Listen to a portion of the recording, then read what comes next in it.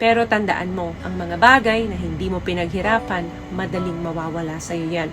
Ang mga bagay na hinira mo at alam mong hindi naman sa'yo, babawiin yan. Huwag mong hayaan ang sarili mo na bumalik sa lalaking kailanman ay hindi naman naging sa'yo.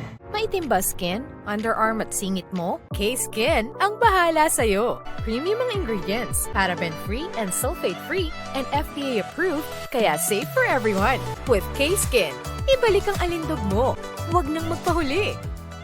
Hi guys! Welcome back to our channel. Kamusta po kayong lahat? Sana ay nasa mabuti po kayo. At sa mga hindi po nakakakilala sa akin, my name is Cheryl Ting. At kung bago lang po kayo sa channel na to, pwede po bang makahingi ng isang favor to please consider to subscribe dito po sa ating channel. And also, wag niyo na rin po sanang kalimutan i-like and i-follow ang ating Facebook page official and also ang ating TikTok account, Cheryl Ting. Maraming salamat po. And for today's video is another concerned video po. Ang sabi niya is, Hi Ma'am Cheryl Ting, good day po. Pwede po bang makahingi ng advice? Dapat ko po bang balikan ang lalaking meron na pong asawa? I mean, married man. Kasi nakakaranas po ako ng kahirapan at kagipitan. Dapat ko po bang balikan siya at hingian ng tulong at balikan? Please answer me po. My answer is big no. Unang-una, bakit mo babalikan ang isang taong kailanman ay hindi naman naging sayo? Nakalaya ka na nga sa pagkakamali mo noon. Bakit babalik ka pa? Minsan, isa sa pinakamahirap gawin talaga sa buhay natin ay itama ang maling nagawa natin.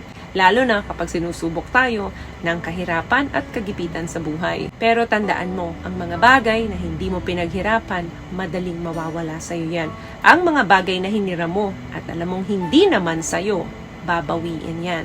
Huwag mong hayaan ang sarili mo na bumalik sa lalaking kailanman ay hindi naman naging sayo. Lalo na kung ang dahilan mo ay kagipitan. Dahil sa tuwing ikaw ay gigipitin at mahihirapan sa buhay, babalik ka dun sa pagkakamali na ginawa mo noon ng paulit-ulit.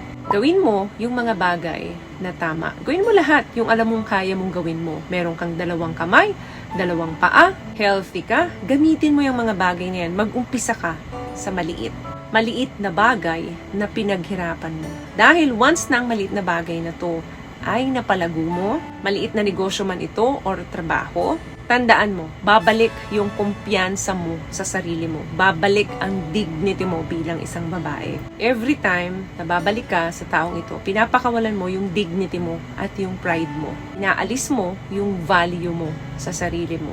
Maghanap ka ng maayos na trabaho. Kahit maliit lang yung kinikita mo, basta galing sa pinagpaguran mo. Magiging proud ka sa sarili mo. Itinatama ka na ng pagkakataon, huwag mo nang lituhin pa ang sarili mo dahil lang nahihirapan ka at nagigipit ka sa buhay. Tandaan mo, hindi permanente ang pinagdadaanan mo ngayon. Pero, once na nakasira ka ng isang pamilya, dala-dala yan ang konsensya mo hanggang sa dulo ng buhay mo.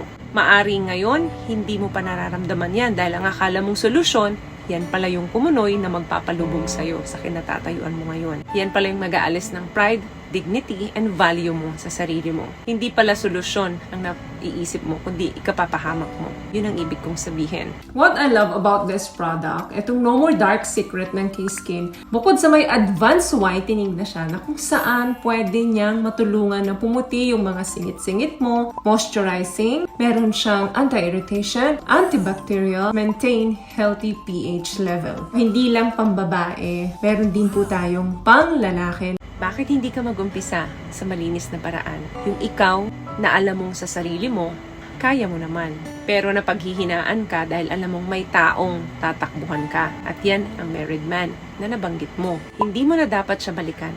Dapat kalimutan mo na siya ng tuluyan. Paano makakapasok sa'yo ang isang tao na karapat-dapat para sa'yo kung may maling tao na nakaharang sa dadaanan ng taong karapat-dapat sa'yo? Dapat talaga naalisin mo na siya sa buhay mo para makapasok ang tamang tao para sa'yo. Minsan, hindi natin nakikita, nasa paligid lang natin yung mga tamang tao sa atin. Bakit hindi natin nakikita? Dahil may maling tao na nasa buhay natin ngayon. Ibalik mo yung nawalang pride, dignity, and yung value mo sa sarili sa pamamagitan ng wag mong pagbalik sa lalaking ito. Sa'yo man gawin ito pagdating ng panahon, merong kang kinakasama, partner, or asawa, at agawin sa'yo ng iba ito, anong mararamdaman mo? Hindi ba napakasakit? Huwag natin hayaan na tayo ang maging dahilan ng pagsasuffer ng kapwa natin babae. Sabi nga nila, kung ano yung itinanim mo, posibleng anihin mo yan pagdating ng panahon. Gumawa ka ng bagong storya sa buhay mo. Yung storyang hanggang dulo, ipagmamalaki mo.